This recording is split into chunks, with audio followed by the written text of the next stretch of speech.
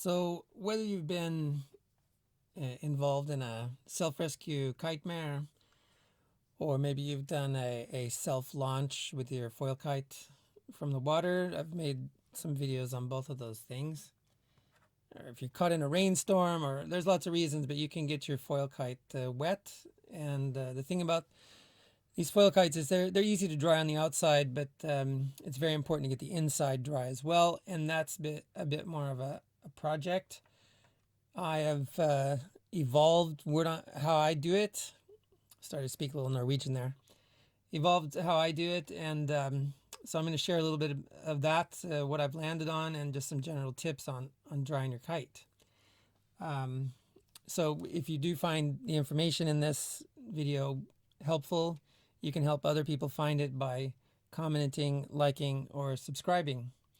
So thanks if you do that. So of course the basic idea is to pump some air through the kite to dry it out. And the way I started with that first was with one of these boot or shoe dryers. And so it provides some air, and it also provides a little bit of heat. And then I used in the beginning some primitive things to keep some vents open to let the air escape.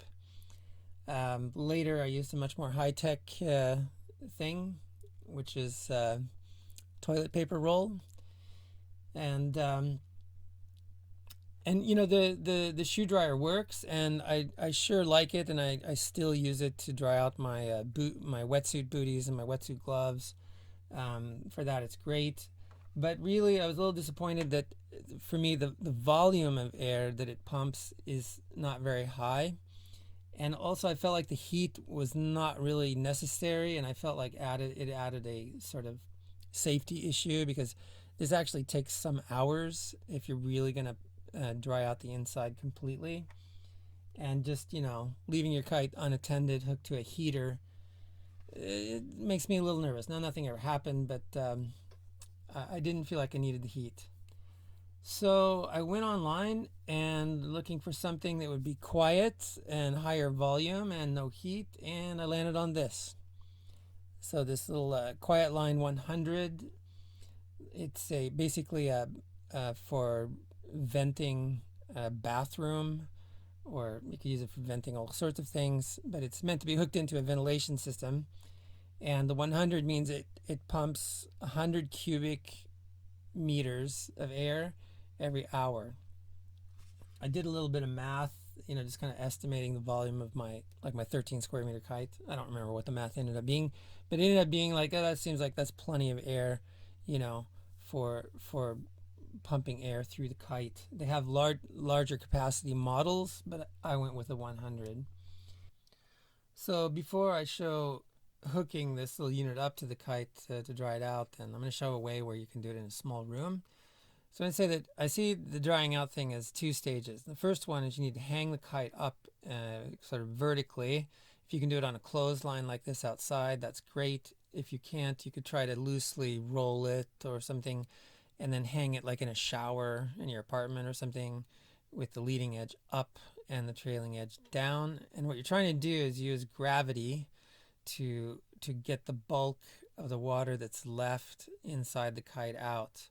So you hang it up, and then I go around and I kind of sort of tap on it and shake it a little bit to get the water droplets to fall down to the bottom.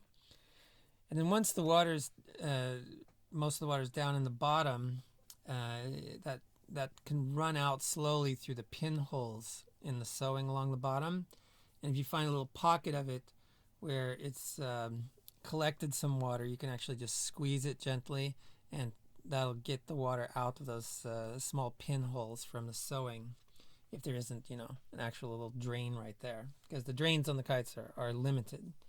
So once you've gotten the bulk of the water out, then you can go over to the stage of drying it on the inside. So here we are in this teeny tiny room.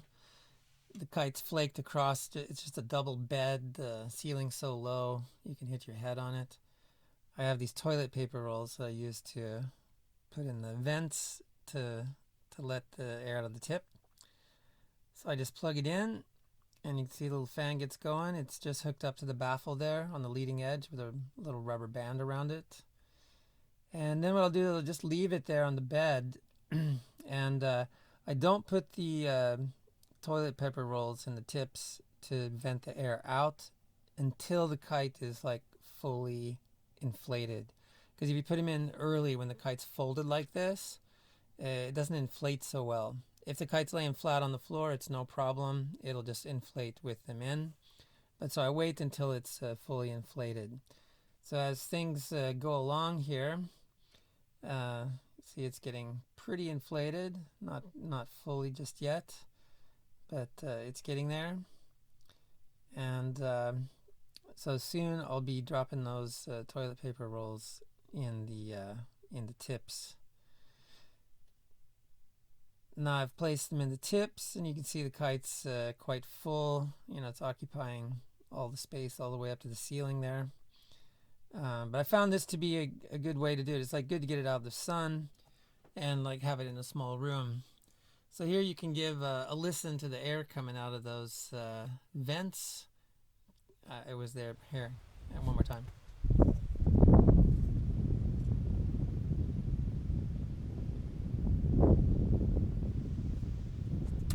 And I'll usually just leave the kite like this for 2 or 3 hours and check it now and then you got a nice dry kite.